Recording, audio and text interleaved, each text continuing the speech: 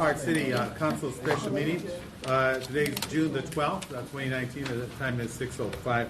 So at this point, I will go ahead and have the city clerk conduct a roll call. Thank you. Thank you. Councilmember Ricardo Pacheco. He will be right here. He's in his Oh, office. okay, all righty. Councilmember Paul Hernandez. Present. Councilmember Alejandra Avila. She should be here shortly. Mayor Pro Tem Monica Garcia. Here. And Mayor Manuel Lozano. Present. All right. Thank you very much. All right. So at this point, we'll go ahead and open up the public communication. So anyone wishing to speak, you have approximately 3 minutes. Hi, Raul's. 3 minutes? Yeah, go ahead. Please stand for this. Good evening. Honorable council members and mayor, my name is Justin Morgan. I'm a representative of Baldwin Park located at 14551 Gilbert Street.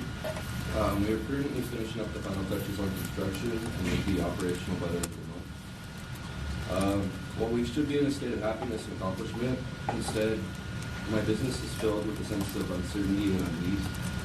It has been brought to my attention by our attorney that by participating in the exclusive distribution directive with Weekly, my company will actively and willfully be contributing to a violation of the California Business and Professional Code. That code is 26051. This law went into effect January 1st, 2019, and was subsequent to the execution of our development agreement. We are faced with a serious dilemma. If we do business with Weekly, we will be violating state law, and if we do not, then we'll be violating our development agreement. I would respectfully ask all of you council members what you would do if we were in my situation. While we are the first company to face this quandary, this is not an isolated issue and will eventually impact every cannabis operator within the city of Baldwin. Therefore, I would humbly request that you reconsider amending all development agreements in light of this new law to allow all operators to pursue distribution with any state licensed distribution company. All right, thank you very much. Thank you. And that's been recorded, and of course, we'll be going into closed session for this. Go ahead. I think it might be important for informational purposes, Mr. Mayor. The section that Mr. Morgan cited was the exact section that was litigated in the Cetas case. Okay. And they made the same argument that Mr. Morgan was making. This is illegal. This is an illegal monopoly. And they cited the Business and Professions Code. And the court ruled specifically on that code that our development agreement does not violate that code, and it is perfectly legal. So that issue has already been decided by the courts. May I comment on that, sir? No, hold on. Public communications, I'll only allow you less than a minute, but go ahead. Okay, basically the person that did do that lawsuit did not have a vested interest in this. They were not a cannabis license holder, and that was the basis of their lawsuit. Okay, all right. All right, thank you very much for the record. All right, anyone else wishing to speak under public communication? Hey, there's Vanessa. How are you? Nice to see you. All right, thank you. Anyone else? Manny Carrillo?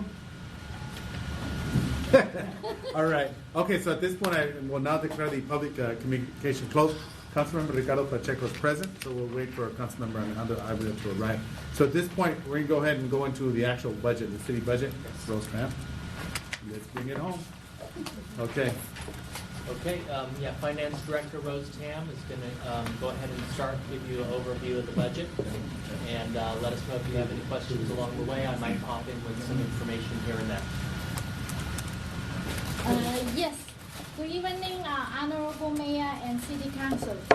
Tonight I'm going to present the City of Baldwin Park proposed general fund budget for fiscal year 2019 and 20. This year's emphasis are to strive for a balanced general fund budget.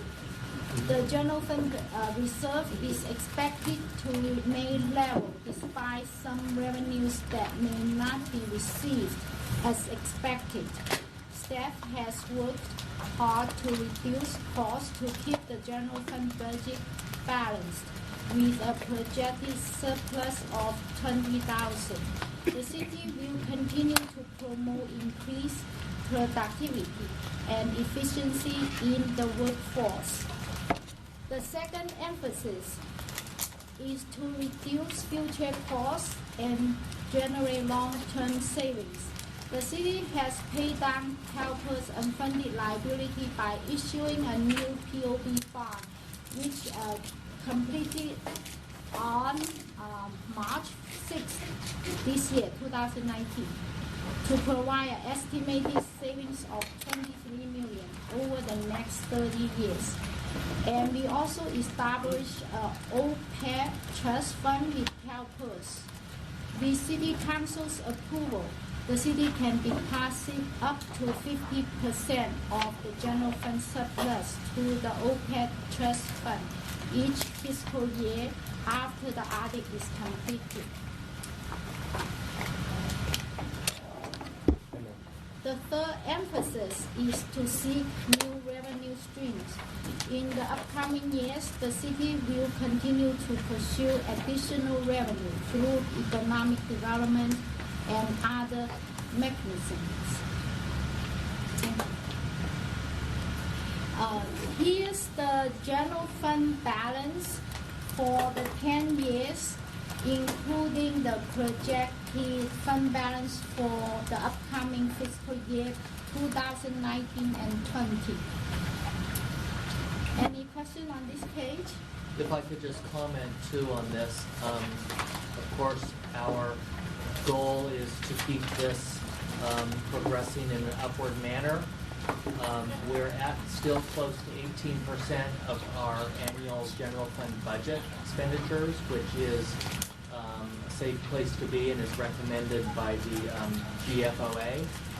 But part of the drop here is because there were some cannabis revenues that came in this year that we're not seeing come in these next couple of years. So that's why it's a little bit of a drop off. I do have a question. Does this number include the reserves? Yes. That's the Yes, this reserve. is the emergency reserve. Yes. There are some other funds, community enhancement fund, and future development funds that are considered general fund type Right, which reserves. are not included here. So this is only the reserves then? Yes, Correct. general Okay. fund. Correct, and the city's ordinance requires that we keep at least 10% reserve, so we're at 18, which is recommended, so it's considered a healthy reserve. Which is But what? of course, each year, our expenditures go up, so we need to keep the general fund going up. Are we at 6 million? The ordinance and resolution require the city to keep 10% of the general fund operating expenditure, 10% of that. Our current general fund expenditure is about 31 million. So we have 20%. The GFOA General Government Association recommend 18%. So we have about 20%. So again, just for my clarification, so the drop from last year's 2008 to 2019, the drop in the reserve fund is basically the cover for the law, for the revenue that we did not receive for the cannabis Yes. in this current year. Yes. Okay. Just wanna be clear. Thank you. So And it's Rose? about 1.6 million difference. This doesn't include the $1 million we got for the olive pit settlement and that kind of, that we put into another fund. It does not, because that was put into the community Community enhancement enhancement fund. fund. Okay. So the-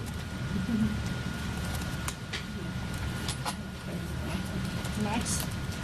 So here's the slide for our general fund revenue. We expected increases for almost all revenue sources, except license and permits and business license taxes. The small decrease is based on the current fiscal year trend, what we have received as of today. So we projected that we will stay the same compared to 2018, the audit number. So can I ask, Yes. what do you base your projections on? The projection is based on the last couple years and based on the trend that increase. For example, property taxes based on, like- continue to increase. And if you're asking for, in general, on all of these, so the two that she mentioned are based on historical data. On the others, we look at historical historical data, but we also have a consultant HDL that analyzes property taxes, sales taxes, and they're very good at making projections on what those will be in the next year. And we use their information as a guidance. So an example would be like the use of money and property. What is that account and why such a huge increase in projections? I just want to make sure we're not over projecting and we're being No. realistic, Okay. I can. especially with our revenues. I have a different pages. This, And that goes the same for charges for services because we have an increase of $1 million. yes. And I believe that Page. increase, Rose, is due to projected cannabis On revenues that we no, Paul is asking charges for for service. uses of money and I'm sorry. Well, you were looking that up. He also mentioned the charges for service. the charges for service mainly is from the projection of cannabis revenue. That we expect to come So- in this next year. But is that based on that's based on the current model that we have right now, right? Yes. Only collecting half? That's Hold on. Only 50%. collecting half or only 50% of the? I projected the full amount of revenue, but I leave 50% of the total collection in general fund. I transfer and set aside 50% of the cannabis revenue in the community enhancement fund, just like prior year in case we don't receive 100% of them. So Okay. we don't spend ahead of time in general fund. No, that's good. I just So, want to know yeah. how we're splitting the So in funds. summary, she's projecting about $4 million in revenue. Right. 2 of it she's putting into the community enhancements fund, so it's sort of in a lockbox because of money we don't have yet, or we don't want to spend it, or we don't want to count it as money that we have until we get it. Just what- like the current year. Perfect. No, I appreciate that. And what about the use of money and property? What is that? Then, basically, it's on page 3. No, but what is the account? What is the It's actual counted revenue? from interest income. From what? From, for example, all the money that we have in the bank, Uh-huh. we invest them in LAVE and in CD. For example, we're getting property tax, sales tax, and other money or funding or grant from the state or federal, but we don't use them right away. We use them throughout the year. So we put those idle money aside in CD and LAVE to generate interest income.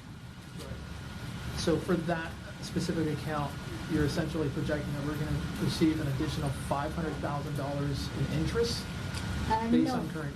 No, it's about 125,000, and we projected $5,000 increase, and the other 500,000 is from gain on sale of property. It's only a one-time revenue Okay. from the piece of That's from the property from Caltrans property. Caltrans properties that we purchased last year. So they're miscellaneous incomes, and so they fluctuate. If you look at past years on the slide, they do fluctuate. This year it's made up of interest income, the sale of the property, Yes. and that's the biggest part of it this year. Right. That's what made up the $500,000 increase. Rose, if I may, maybe next time when you do this, if you can put bullets of where that money is coming from so we can better understand. Actually, I sent Did you this have book to everybody. Yeah, it's on page 3. Yeah, Roman numeral 2-3 is the summary of the use of I money. also insert a breakdown. Also includes facility rentals, but we're not projecting an increase in It's that. behind the page. I insert the detail. Sorry for asking questions. No, it's That's good. why we're here. The utility user tax, what is it that we currently have? What is it for us? It's 3%. 3%? And what's the average or around us? Do we know? Most of the agency, they have it at 3% average.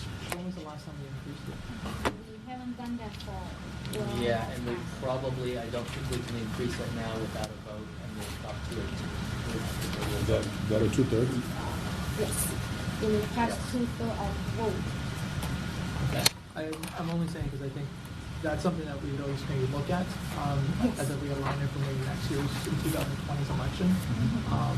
There's also a neighboring, or so. There's a way of doing it through the mail too, of course, before the election.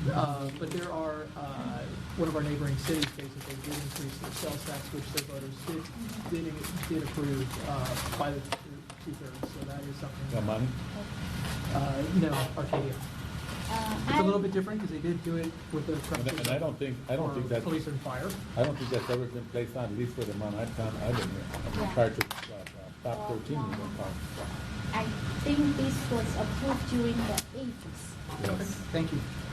However, I'm going to do some survey and research for the surrounding city to give you a list of the percentage that they charge. In the next couple weeks, I will email to all the city councils. Thank you.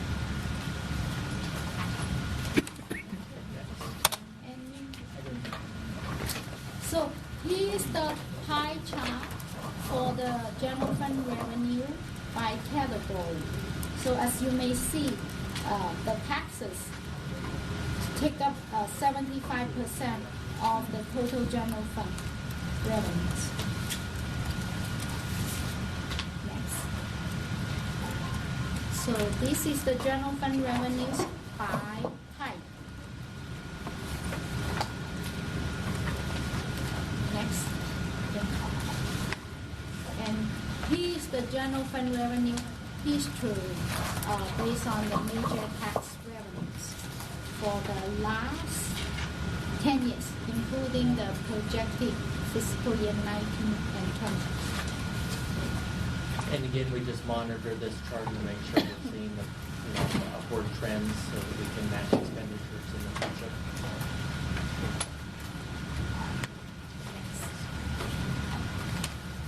And here's the general fund with other major revenue sources.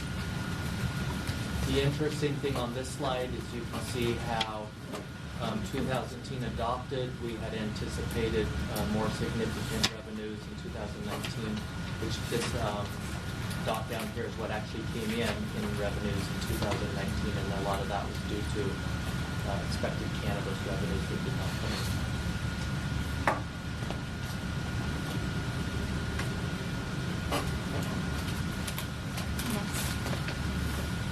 So now we are going to talk about the general fund expenditures. And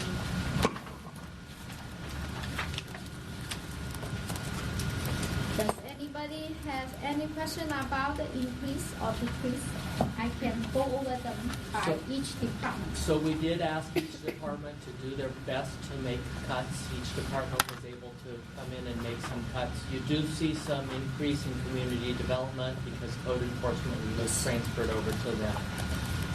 In the police department, and if you look in the detail in the budget, and near the back of the budget, we list all of the positions that are approved and not approved. So we worked with the chief and his staff. And in this budget, we're proposing 4 new officer positions. And our plan is to use those positions in patrol to offset and reduce at least an equivalent and hopefully more savings in overtime. Okay, all right. Any questions on that? And this is the pie chart for the expenditure by department. Next. And this is the general fund expenditures by category. Any question on this page? Again, the transfer out you see of the $2 million is the cannabis money that has been set aside in the community enhancement fund. So that's the only unusual thing on that slide. It's also shown in a little more breakdown on the next slide. Yes. Transfers out. I'm seeing that there's police, the percentage for the general fund expenditures, 64%. Yes. So tell me a little bit about that reduction, because I think last year we were closer to 69% of the general fund. So The- about 250,000 of that is moving code enforcement back to community development. 471,000. Yes, that's the reduction that you see from I there. think last year was 69%. Yeah. So code enforcement was Was being moved moved to back. community development. Uh-huh. That was about 471,000. Mhm. That's why you see the decrease. So that is the main reason. Are there any others? No. Part of it is also just that expenditures overall have increased, but the police department budget, aside from the code enforcement, has not increased this year as much due to great things in it. Do they not have increases for the MOU? They also do, increase? but these are. That's why you see overall increase in personnel costs when we go back to the slide by category. See personnel increase, personnel Right. costs increased by 261,000. Like citywide. Yes. We talk about this slide giving the breakdown of the transfers out from general fund. As you may see, the very first one is the cannabis revenue that is set aside and transferred to community enhancement fund to reserve it just in case. The other small ones are programs that the general fund subsidizes Yes. a little bit. The last one is the lease payment on the community center. Thank you. So we talked about this one already. So here's the summary for the general fund fiscal year 2019 and 20's budget. Our total projected revenue is 34,172,380, and the expenditures, including the transfer out, is 34,152,329. So we projected a small surplus for $20,000. And we try very hard to balance the budget and provide a little bit surplus. And with every department's help, and we work together and propose about 5 to 10% cut to bring this balanced budget to the city council. And sort of the story this year is that we've had to do a little bit of belt tightening. Some of the revenues that we were hoping for didn't come in as expected, so we've had to tighten our belts a little bit. And I think if we can get through this year and revenues start to come in, we'll be in a better shape next year. How are these cuts affecting our departments?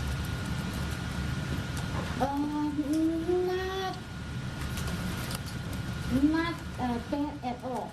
Yeah. Because the cut is like from some of them from we are not buying some materials and supplies that is urgent or minor equipment, and also we reduce some costs here there that not affecting the services or programs.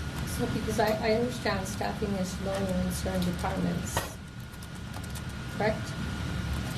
I would say overall our city is very lean compared to most cities. I would say we have a low number of employees for our population, but I think we're very efficient at what we do. I don't think any departments at the point where they're drowning. Always staff could use we could always use more staff, but this is a point where we've got to make it through one more year and make sure that people can be more efficient and do a little extra. Okay, so However, it also the balanced budget also including the one-time sale of property, the gain on sale of property for $500,000. Otherwise, you might have seen negative of $500,000 deficit. So in this budget, we work with all departments together that we propose not to add any additional position. There are also some reduction in consultant costs because last year we had 2 or 3 major vacancies, director vacancies, and we had some interim some costs to fill those in with interim consultants. But we are actually adding some positions in certain departments. One would be the police department, the other one is public works, I believe, right? Correct. We've got 4 positions in the police department. We've got 2 additional part-time positions in public works that are special funds. They're not general fund positions. And then there's 2 other positions. They're not new positions, but they're reclassification for employees who are sort of working out of class, and so we're looking really at what they're doing and making sure that their job description and their pay fits what they're doing. So I just have, if you can clarify for me if you can. I know back, I don't know how long back, housing was cut by a lot. I believe we had like 11 or 12 staff members at one point. And we're down to 7 or 8. So, that concerns me that we have enough staff to do everything that they need to do in housing at this point. Actually, based on the position chart that we compare to back to 7 years or 6 years ago, many years ago, the number of the position has stayed the same for 7 full-time positions as we review before. Yeah, I had heard that too, and changed. Rose had shown me that the positions in the budget, I think it was 7 or 8 years ago, Yes. with the same number of Same positions. I would like to see A that couple of the because titles have Yes. changed, but yeah, we can get that out. However, also, that fund has been continue carrying deficit over about $300,000, and we continue to reduce the labor allocation to the personnel costs in housing, trying to reduce the deficit. So in the past, for example, certain personnel's allocation is 5% or 10%. We reduce them to 2 or 3%. So the difference we've been charging to general fund. No, and that's kind of concerning because the actual housing department itself, I don't know how it ended up in Baldwin Park. Obviously, the county has its own, and I think this one is basically here to facilitate the residents, not only Baldwin Park, but this, I don't know, it covers a pretty large region, Mike, right? We serve So- Section 8 for, So, yeah. right, so I think that long-term, financially looking at the city, we need to look at whether or not that we continue to afford that. Because if we're continuing to have to use reserve money to sustain them, and of course, you just indicated, and I was going to mention that prior to you saying that, if it continues to be a deficit for us, we need to look at that. We have taxpayers here in resident Baldwin Park. how many other cities So- do we serve? Those serve, let me see, West Covina, Arcadia, Monrovia, I think. Does it go to Temple City? Sometimes- I mean, it's a big region. We can get you that list, but it is a number of cities, but it's the Section 8, it's not the Right. whole housing program. Right. But I should point out, the housing program right now, we're not subsidizing it with general fund. It's funding itself. The problem is, those housing funds and those CDBG funds are not growing, and in a couple of years, in the past, they've shrunk. So we have been trying not to subsidize the program with general funds and try to just use the funds that come with housing to fund it. But we've been able to do that recently. If we did need to add staff, we at this point would have to use general fund money. Okay. Because the book already carrying about $300,000 deficits. And how much do you think the CDBG funds have decreased in the last few years? I'm just curious. The fund balance of It's leveled off a little bit that I recall, This year? but, so if you look at page I-1, it will tell you, the current, let's say the current revenue is page I. 1.03 million. I don't know if Ben, There's only but I think it's been pretty level. yeah, fairly level. There's about a $50,000 difference from this year? Decrease? Yeah, this year we were able to balance the budget for this year. We have little bit $3,000 surplus. We try to continue to do that to fill up or repay the deficits that has been carrying from this fund. Since we're talking about housing, can you tell me the status? We had asked for a presentation on the housing program. Yeah, I think it's ready to go. We were just looking for a meeting to fit it in, and I think we're going to do it in The second meeting in July. July. Second meeting in July? So just to clarify, we had the second meeting in July would be the housing services presentation. But we have on the 19th in this room, we'll have the 5:30, we'll have the housing development presentation. The second meeting in July is what day?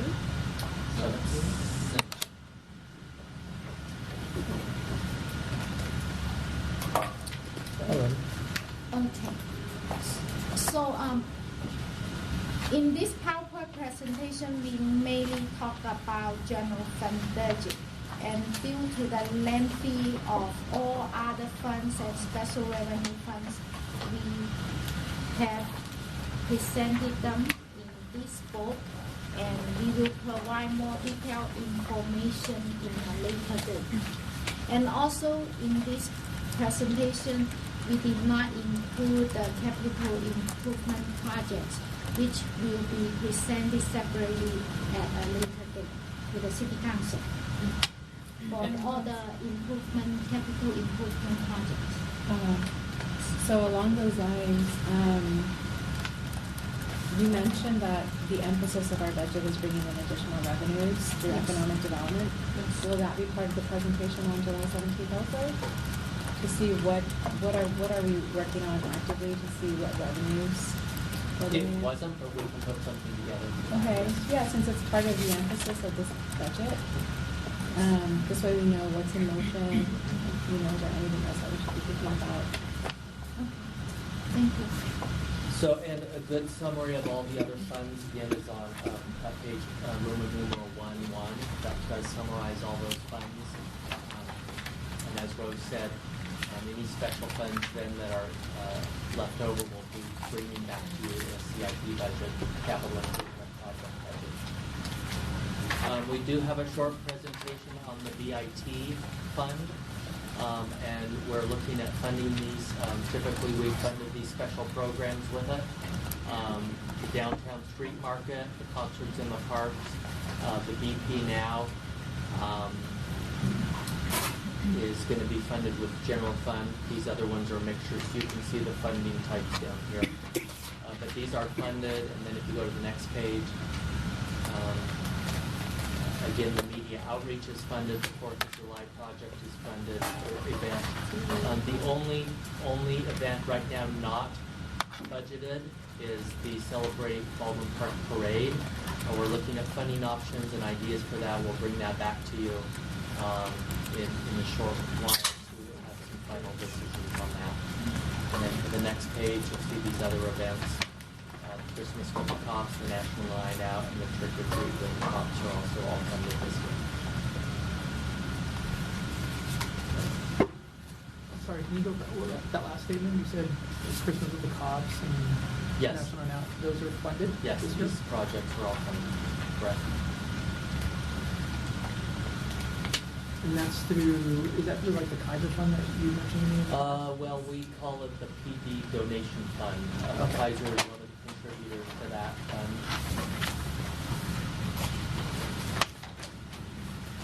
Okay. So we thank you for all the department heads and the staff and finance staff help in completing this proposed budget. And the preparation of this proposed budget reflects their hard work, dedication, and commitment. Finally, we also want to thank the Honorable Mayor and members of the City Council for their continued support and guidance. I also want to thank Rose and her staff, and all the city staff, especially finance. They put a lot of hours into this, and they put in some long nights and some weekends on this to get it done. Our municipal code requires that we bring this to you in June, and so it's a lot of work to do that. The item will be on the agenda at the 7 o'clock meeting for your consideration and approval. So I'd just like to thank you for your staff, Rose, for all your hard work. I mean, I've seen you here on the weekends and spent a lot of long hours trying to put it all together, and I appreciate all your time and your efforts. I appreciate your notes and your emphasis for the year.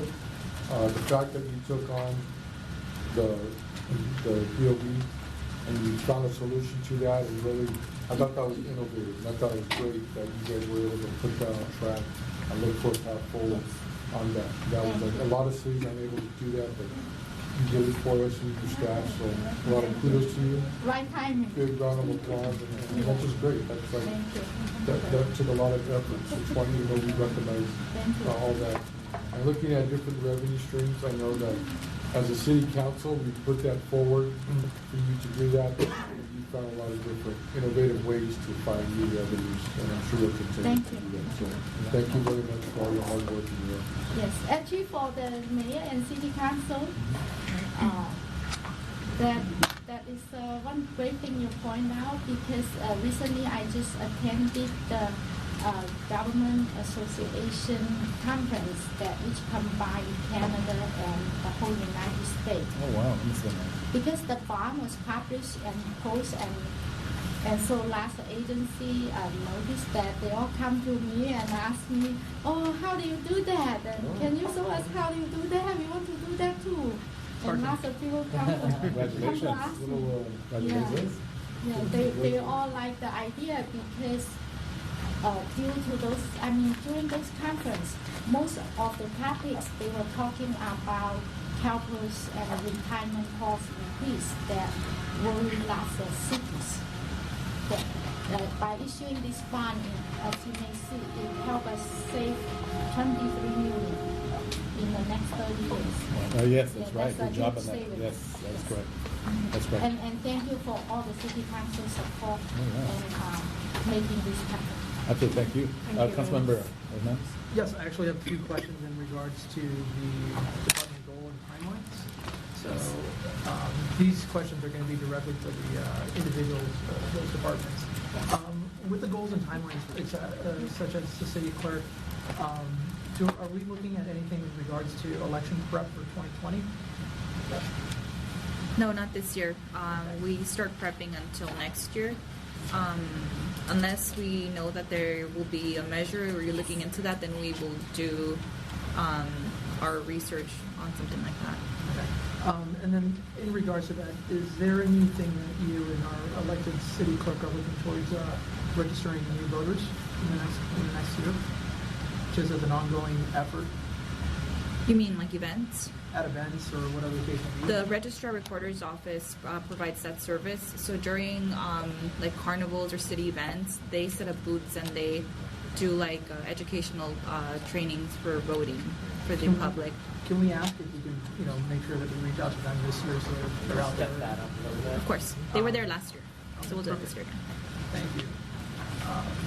I'm sorry, I can go through, I'm just going to go through all these. I'm sorry. Please chime in. Human resources?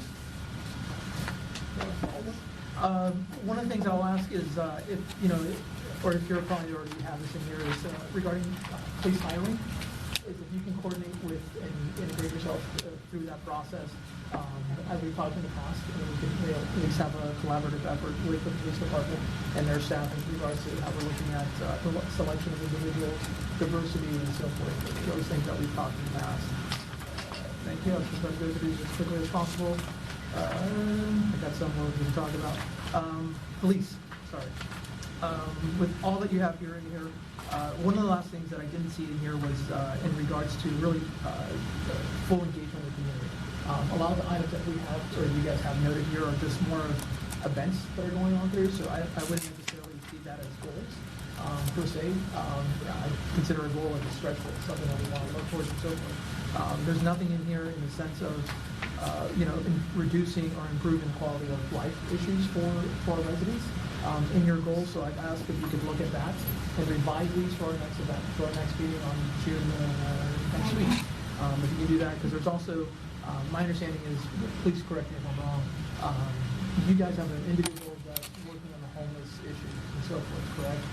There's nothing in here in regards to that, so we can put a little bit more attention and more focus on what their efforts will be in the next year. Moving forward, that would certainly appreciate that. The other one is also public information officer. Again, I'm not sure if this is a thing that we have a consultant that's doing that work. So again, I know Rec and Parks does a lot of the outreach and so forth. So again, for the police department, what is it that, or what type of strategy are you guys going to be looking at in ordering to enable that type of outreach and more diversity and more engagement in the community? There are social apps out there for whatever they're worth. Such as Nextdoor, I think is what it's called. I'm on it here in Baldwin Park. There's a lot of community individuals that are actually responding and raising issues of basic quality of life issues, such as noise, dogs, and whatever else you can see. And again, I understand that does take having individuals full time to interact in that. But those are the type of mechanisms that are out there that I believe we're actually haven't been paying attention to just yet. So we'll kind of like that. Rec and Parks, again, public information office. This is you guys do a fantastic job. But again, I would just ask if you can kind of coordinate and help support the rest of the departments. The example is, as we talked about this last couple of days, it was pretty hot. So continuing to push out that information, that we have our cooling centers and so forth that are available to our residents and our seniors and so forth. But doing that in a collaborative method with cross sectors, such as police department and all the other departments that we work with here in the city. Public Works, again, looking at they have they're looking at implementing your graffiti tracking system. Again, what is it that you guys are going to be doing with that, right? Just because you have the system, what are you doing with the information? Are you going to be sharing that with the police department? Is the police department going to be analyzing or looking at that information? And if that's the case, are we going to be doing any type of vertical prosecutions against these individuals that are causing this amount of damage to our community? And again, I'm not sure if we've done, again, I'm just kind of new, but if we've done a speed analysis of our community events and of that nature, so we understand, certain streets and certain thoroughfares that are essentially acting as highways for some of our residents. I think that's one of the biggest, concerns that I hear about is, speeding on individual on residential streets and so forth. So we'll do that.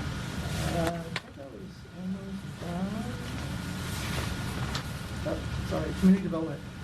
Again, similar to what Ms. Garcia talked about, but I'll just kind of go from there. But looking at, if there's a mechanism and ways that we can help kind of assist our seniors or our homeowners here with beautification of their homes. There's a lot of homes that need a little bit of assistance. We also have a lot of individuals that are on fixed income. So if there's a way of looking at different programs such as City of Los Angeles many years back did Day of Services, right? Where they organized and worked with various stakeholder organizations that identified various homes that was able to kind of come in and clean up and help. I know the city had a program of this of some sort, so looking at that again will only help come back to the quality of life, helping the local neighborhoods and so forth, and based on whether it's violations that we can help with instead of actually doing punitive damage, we could actually arrange some assistance with them with nonprofit organizations and so forth in San Gabriel Valley that are willing to help them. So if we can kind of look at that. Thank you. At this point, anyone else wish to speak? Well, first of all, I want to thank everyone for their hard work and effort. Of course, we don't have a large amount of surplus, which is okay. At least we balance the budget compared to other cities. That 20,000 should be used up by tomorrow without the lights on throughout the whole city. But nevertheless, thank you. Thank everyone for their attention in this particular area. All right, so at this point, we're going to go ahead and move on. Hold on. Okay, so we just finished up the city budget workshop. So at this point, we're going to go ahead and go into a recess to close session. So at this point, I will ask everyone to please vacate, and we will be back in open session following the closed session. Good job, Rose. Thank you.